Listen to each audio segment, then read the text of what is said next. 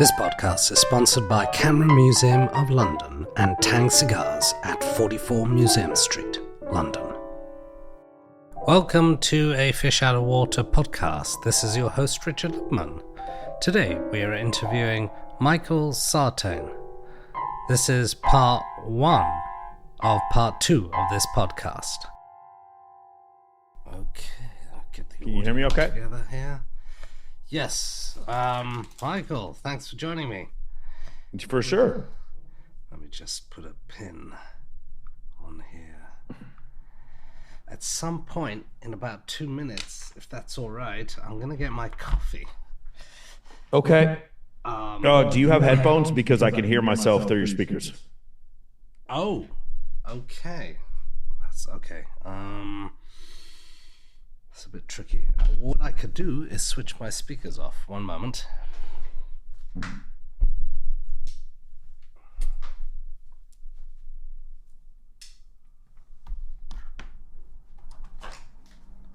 me see if this works. Check the settings as well. How's this? Let me see. Yeah, no, I can still hear every word I'm saying. Oh, maybe it's because I've got original sound off. How's this one? Check. One, No, two, I can't hear myself now. That's better. Better. Okay. Yep. I'll get different setting. You probably want to clean your lens too, because it looks like you have glare underneath. I have background Blurred. Yeah. Yeah, background blur in the background. Uh-huh. All right. Let's start in a second. Just one moment.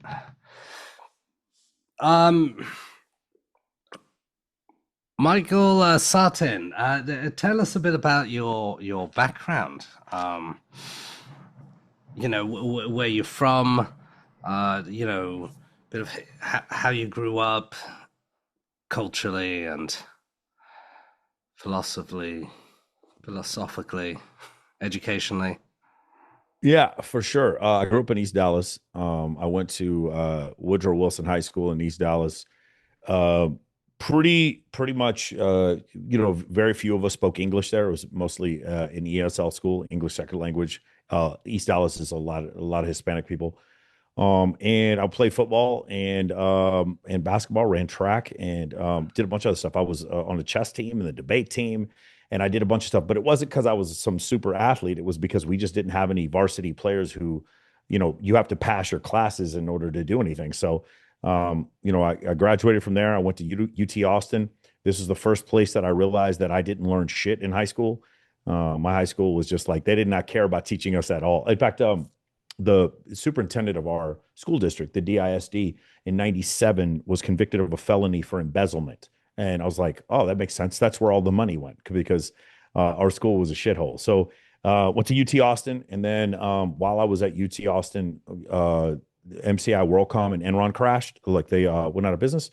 And then when they went out of business, the placement rate for my major, which is management information systems, plummeted to almost zero.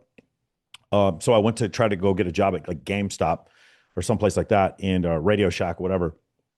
And I ended up working at a strip club as a DJ. And for 8 hours a day, it was totally as a joke. I did not think I was going to do this. It was just something where I was just a little bit desperate. Uh-huh. So I tried it out. And the funny thing is, because of that, and then the subsequent crash, it was a mini crash after 9/11. With the stock market, a bunch of my friends who got placement after college, they lost their jobs. I remember them coming to visit me at the strip club. So I worked there for about a year and a half, 2 years, and then they made me a manager. And I worked at 4 different strip clubs in Austin. And after 9/11, I went to a recruiter, Adobe Mall in Austin, Texas, on the south side of UT Austin, of the campus, and I applied to join the Marine Corps as an officer, and they told me they didn't have any spots, or it was going to take a while for me to get spots. So I went next door to the Air Force recruiter, and I said, I'd like to be an intel officer. And they said, for sure, we'll make you an intel officer. And I took the test, and they said, would you like to be a pilot? And I said, absolutely not. It's 11-year commitment. I was like, what about a navigator? I was like, well, I'd like to be an intel officer, but okay, I'll be a navigator. So it was a 7-year commitment. And so I did that. Mm. Then 7 years in the military. And while I was there, I kept working at a nightclub. Like part-time, I would go in and I would be MC at a couple of different nightclubs. As far as the philosophy that you're talking about, it was part military, and then it was part like nightlife in, say, Atlanta, San Antonio, different cities that I lived in. And then in 2011, I got out and I moved to Las Vegas, and I've been here since August of 2011. And right now, I host three of the biggest bikini competitions in the world right now. Um, and I also host several different events. I've hosted the Maxim parties, different places like that, and different charity events. And the whole point of it was to use the idea of events to build a social circle. And I did this, like I said, for about 14 years. And then at the end, or maybe since like just before COVID, I started a company where I wanted to teach some of the things that I was able to do over the last, 25 years, when understanding when it comes to networking, communication, leadership, and dating. That's when I started the Men of Action program. And it's based on principles that I've seen personally that my, 4,000 clients have seen over the last, I started coaching in '08, but I wasn't doing it professionally back then. But my 4,000 clients have seen, I would say, the last 6 years, and then everything that I've tried to glean from different studies on sociology and evolutionary psychology. And I've put that all into a course and tried to help everybody who takes the course, skip 25 years of struggle and heartache and skip to the good part. And so that's what I've done. And so far, it's worked out really well. I'm gonna ask you a few questions about that. I'm quickly gonna get my coffee. I'll just be less than 1 minute. I'm sorry. Okay. Thanks.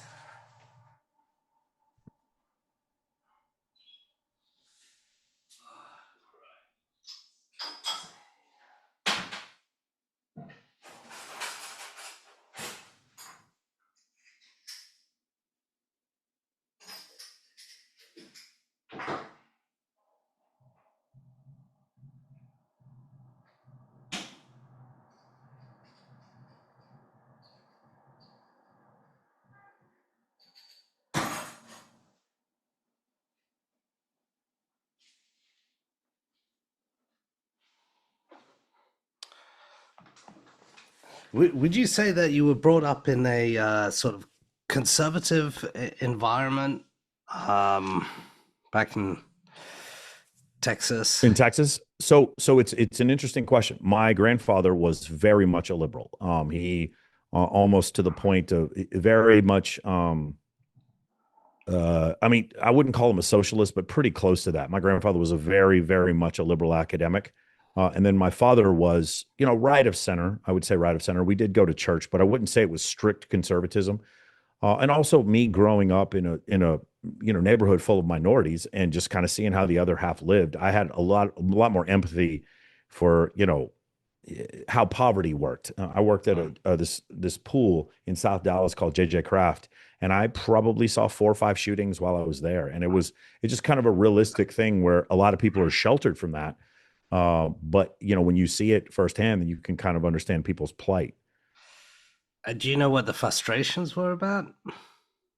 Oh, it was shootings? I mean, dudes selling crack. It was in the projects. I see. It's Section 8 housing, and yeah, it's just a rough neighborhood. But I mean, I liked it because the people who worked at that pool were like the coolest people. Like I thought they were the coolest people to work with. So I of all the different city pools that I could work at, I like that one the best. And how was your relationship with women back then?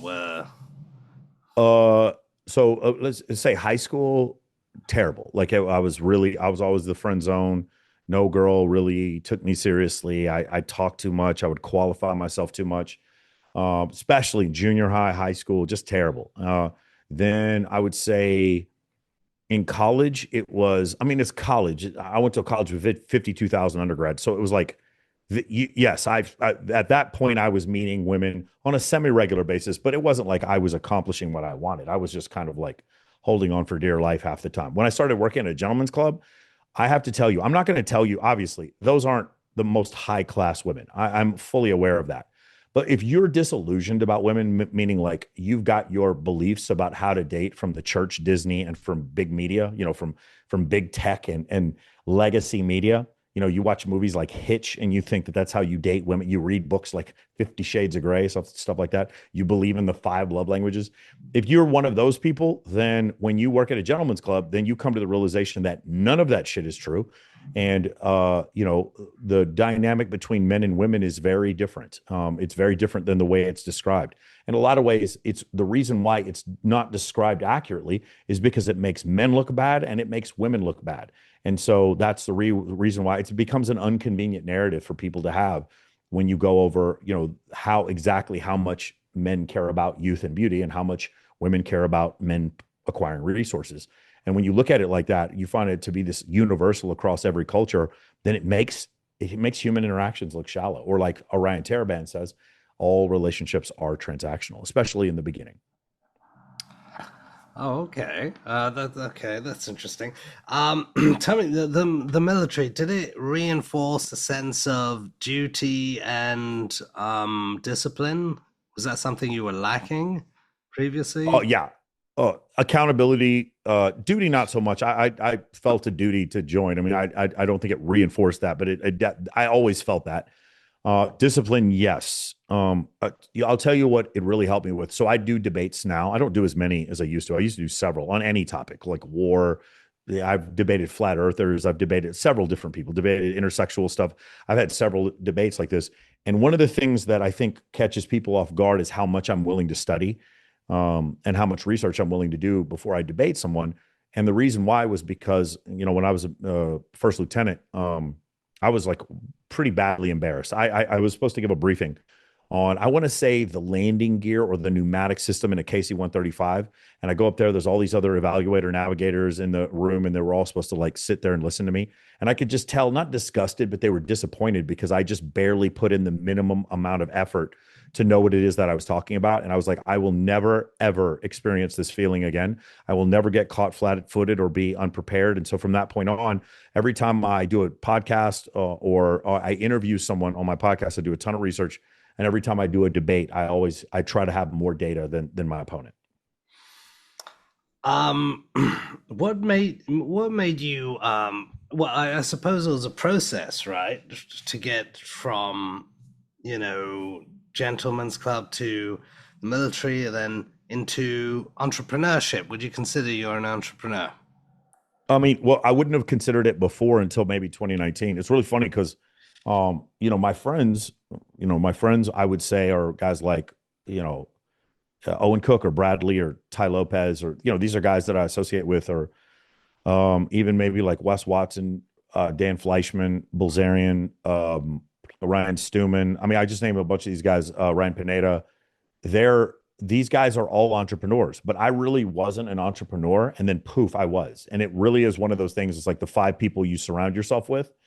Um, I I would surround myself with guys who were successful and not really thinking about it from an entrepreneurial standpoint, but I found myself imitating them as far as the way they, the great example, Cole Gordon and Uh-huh. Jeremy Lee Minor.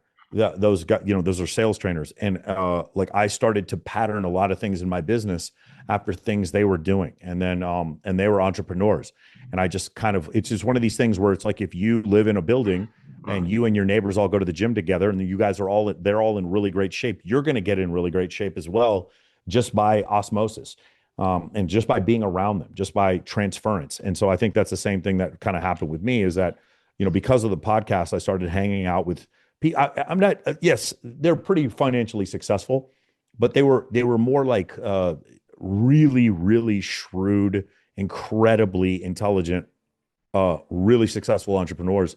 And I think at least I hope it rubbed off on me to where, we were able to put a lot of those practices in our company. Can you give us an example of what was learned naturally I mean, through the I can give a interactions? million examples.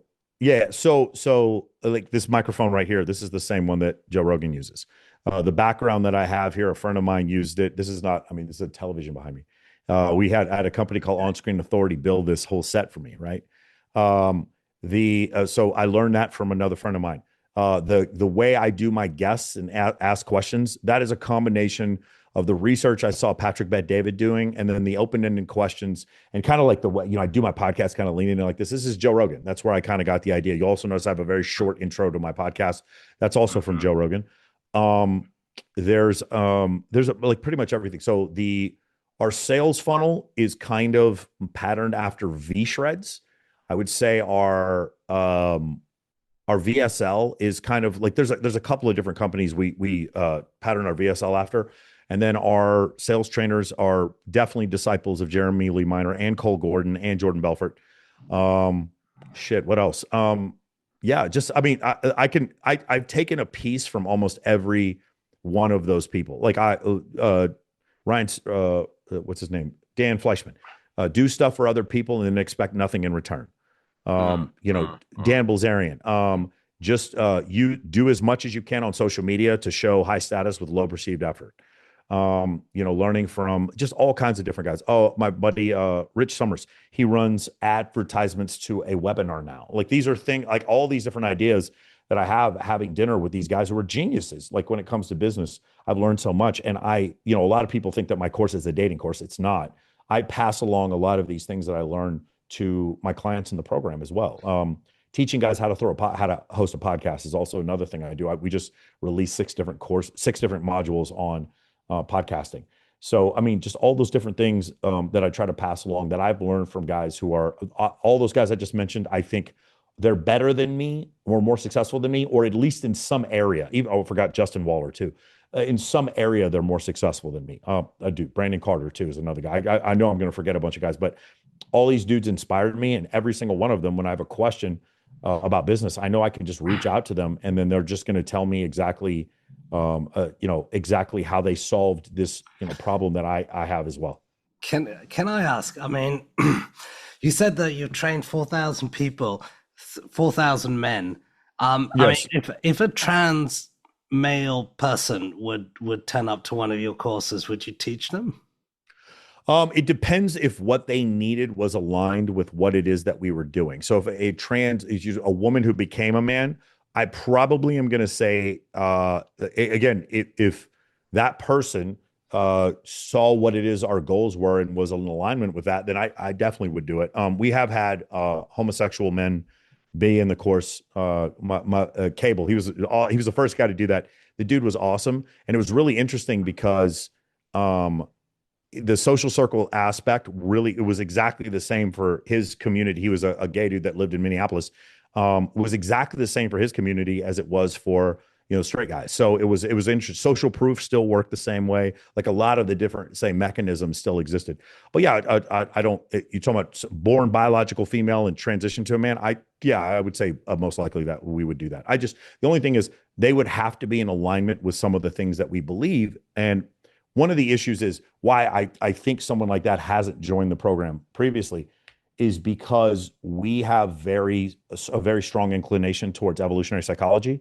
And in evolutionary psychology, because it covers the innate sex differences between men and women, it defines 2 genders.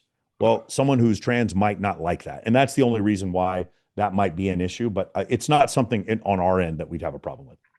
Do you believe in the book that was written, I think, by a doctor or psychiatrist, psychologist, Men Are From Mars, Women From Venus? Yeah, I mean, most of that, I think, it's fun to read books like that. And if it helps you to communicate with your partner better, that's great. But I think we pretty much, anybody who's looked at it from a scientific standpoint knows that there's nothing in John Gray's book that's really scientific at all. It's same thing with 5 Love Languages, same thing with anything by Joe Dispenza or Deepak Chopra, same thing with, like, again, I respect him as an author, really, really interesting books, but The Art of Seduction is not going to help you seduce anyone. The reality situation is there's data on this stuff. My problem isn't that there's things like the 5 love languages or Men Are From Mars, Women From Venus. My problem is that. My problem is that since the 1970s, there's been evolutionary psychologists like Tooby and Cosmides, by obviously Dr. Buss, guys like William Costello recently, guys like Jeffrey Wilson or Jeffrey Miller, like these incredible evolutionary psychologists who've been actually answering the questions about men and women. And instead of reading these academic papers that could actually help you, people have been reading, for lack of a better term, hokum, like the it's incredible. Like they've been watching movies like Hitch and watching and reading books like what's it called? 50 Shades of Grey. Like nonsense like this. Sure. Look, 50 Shades of Grey to women is the equivalent to excessive levels of pornography for men. It rots their brain. It makes them believe in things that just aren't real. And so that's the only thing that I would say. It's one of these things where it's like the answers have always been there. Not always, but at least since the 1970s. Maybe Robert Shriver's, they've always been there. And people are choosing just now because of the internet, they're Mm. choosing to look and see, hey, things like the five love languages aren't real. Hey, things like men are from Mars, women from Venus is not based in reality. Uh-huh. It's the only thing I would say there.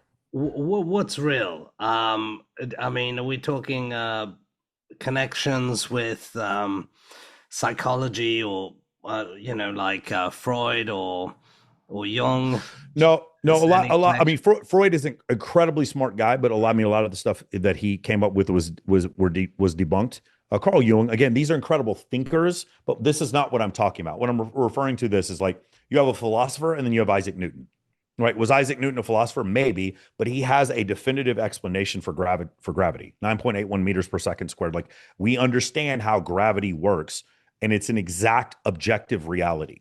If I were survey 17,000 people from different countries, all the way from Norway to like, Colombia, all different countries, Africa, Asia, all through Europe, etc. And I were to survey them on certain things, the massive number of people, thousands, actually, I think in this study it was maybe 30 something thousand people that were surveyed.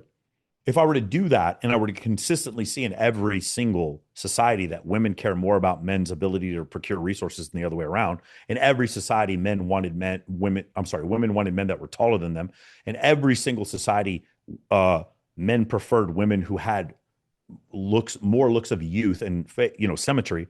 If I were to find that in every single society, women cared less about a man's body count than the other way around. If I were to find that in every society, that is a truth more so than an estimation that some pop psychologist makes on the internet because they have a feeling about something. And Mhm. so there's these ultimate truths that exist. For instance, the median man, when surveyed, wants as many sexual partners as the top 1% of women, and men on average have 17 times as much testosterone as women. These are truths. These are objective truths. And so because of that, you just find out a lot of this stuff. And then additionally, there's other data from surveys. These aren't exactly evolutionary psychology, but like Forbes does a survey and finds that 83% of women that are working women would have rather, if possible, chosen to stay at home with their kids if their husband made enough money. Well, that's a very interesting survey. 83% of women said that, when feminists will tell you that no, what women want to do is all work. And the only reason why they were staying at home and taking care of children for the last 200,000 years was only because of the subjugation of men and patriarchy. Well, it turns out that that's not true. You can actually look at data and objectively see that that's not true. So that's another thing. And then you can get into sociological studies.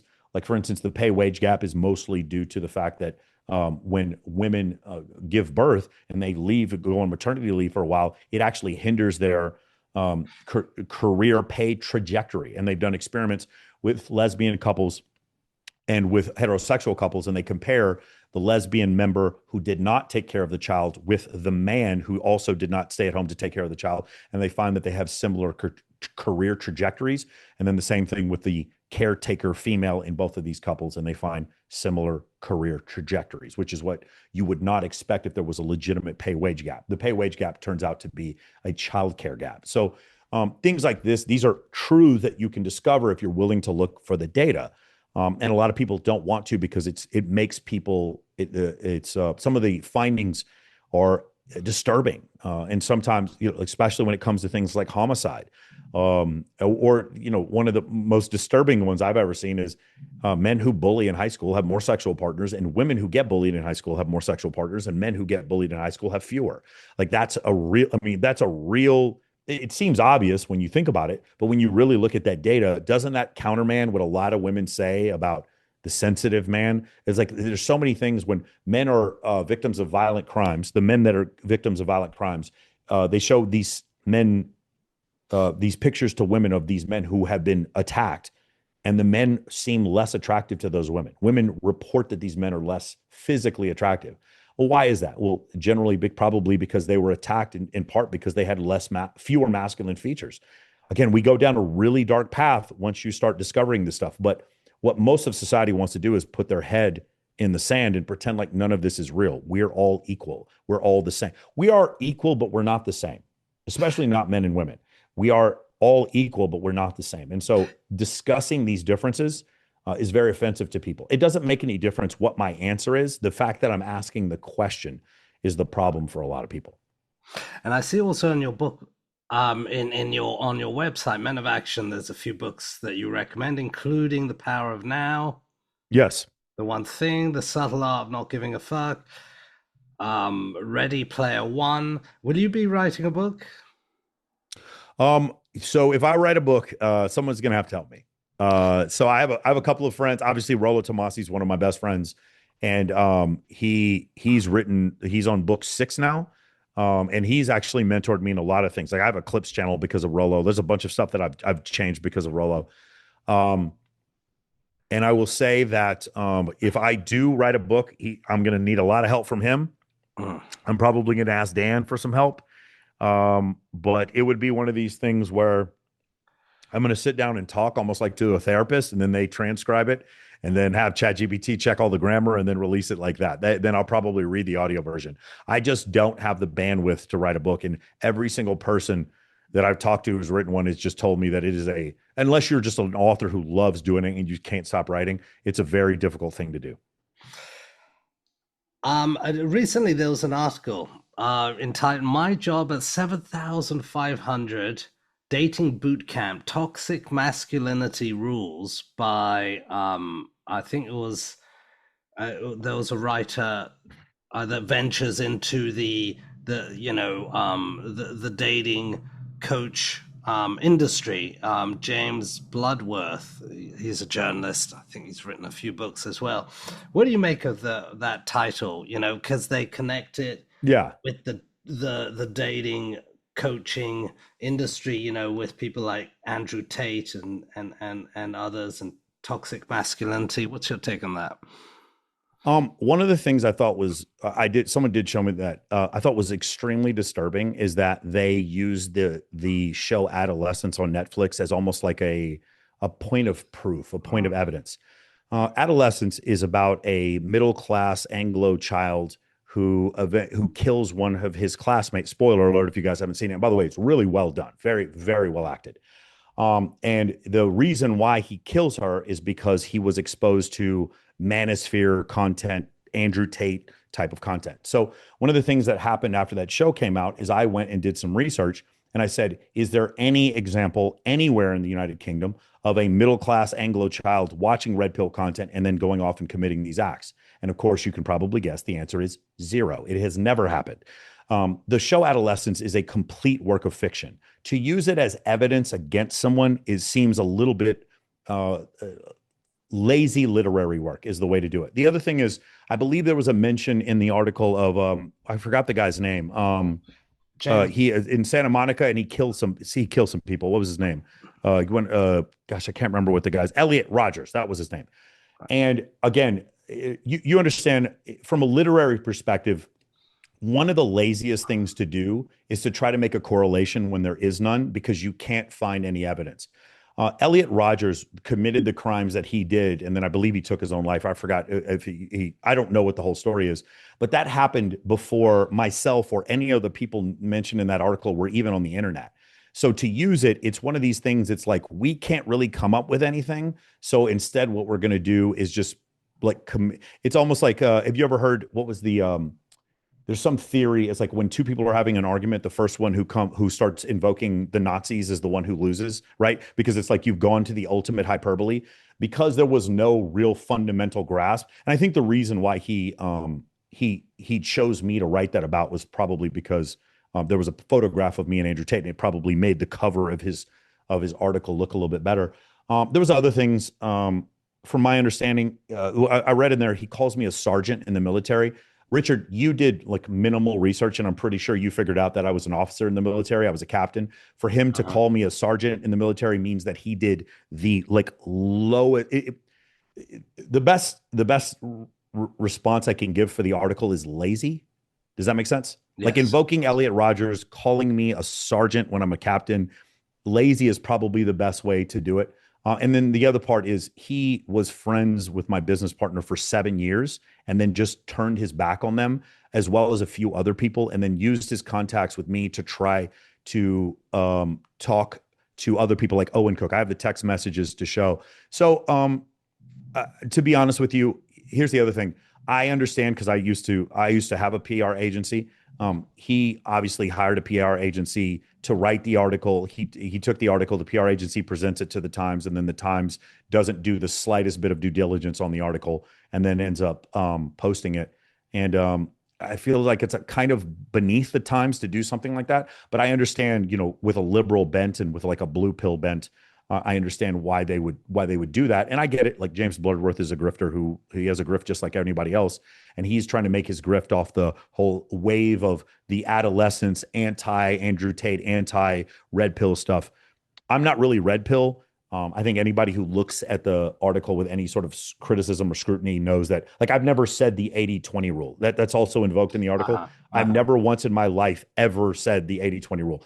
And so it's one of these things. It's like, I'm trying to think of a good example, but it's like, what city do you live in, Richard? London. Okay, you live in London, and because you live in London, I know that there was a riot in London, however many years ago. Therefore, because you live in London, and then there was a crime committed, therefore I'm going to associate you with the crime when there's no other connection. Like, that's about the level of literary integrity that's in that whole thing. So I think the best word is disappointing. I'll be honest with you. I went and looked up I tried to find the article and I couldn't even find it. I had to look up the exact title of it in order to find it. So either the Times is not doing well as far as SEO is concerned, or not a whole lot of people looked at it. But I kind of wish somebody had. One of my good friends is Owen Cook. Do you know who Owen Cook is? He owns Real Social Dynamics. Okay, he used to own Real Social Dynamics. Right, I think so. If there's a book by Neil Strauss called The Game that was written back in it was written in 2000, but it came out, I believe, in 2005. I believe that's when it came out. But he started writing it back in 2000. And I know Neil. And in the book, the protagonist or the antagonist at the end of the book is a guy named Tyler Durden, whose real name is Owen Cook. And Owen Cook is one of my best friends. And one of the things that happened that I think Neil didn't expect was that Owen Cook then went on YouTube and told his side of the story. And I don't think that Neil thought that Owen would ever have a voice as big as he did. And so I think that's one of the issues that's happening. I think that's maybe what the author of this article was trying to do with me, which is, try to maybe get some level of fame in a similar way. I don't know, but, wish them nothing but the best of luck. But I really do hope, for the Time's sake, that they do a little bit better job of researching, like get something right. They said that I put $100 bill in my billfold. I've never carried cash. I don't carry any. I mean, these are just blatant lies. It was another one. It was absurd. It said that I photoshopped the trapezius muscles on my neck. And I was just like, well, then there should be at least one photo of me doing such a thing. But the only thing is, like, if I Photoshop my trapezius muscles, I would look like this. It just doesn't make any sense. So, kind of literary laziness is probably the best way I would say it. But, were you contacted? Of course not. I mean, why would they? They didn't get anything. You think if they contacted me and it says on my Instagram, Captain Michael Sartain, that they wouldn't have called me a sergeant, right? I see. Do you think I could call you back in 5 minutes? Yeah, for sure. And then yeah, absolutely. For about 10-15, I've got a few more. Yeah, absolutely. Questions. I'll send you a separate email. Thanks, Michael. Thanks. Wait, talk in 5 minutes. What do you mean separate email? We could use the same link, right? Yeah, let's just. Well, no, I'm just curious. What is it that you? Oh, because you need to start over. I've got the 40-minute limit. Oh, got it. Okay, got it. I didn't understand what you're talking about. Okay, yeah, you probably have to send me a different link. Yes, I'll do that. Okay, send it to me right now. Thank you. Cheers. In about 5. This podcast is sponsored by Camera Museum of London and Tang Cigars at 44 Museum Street, London.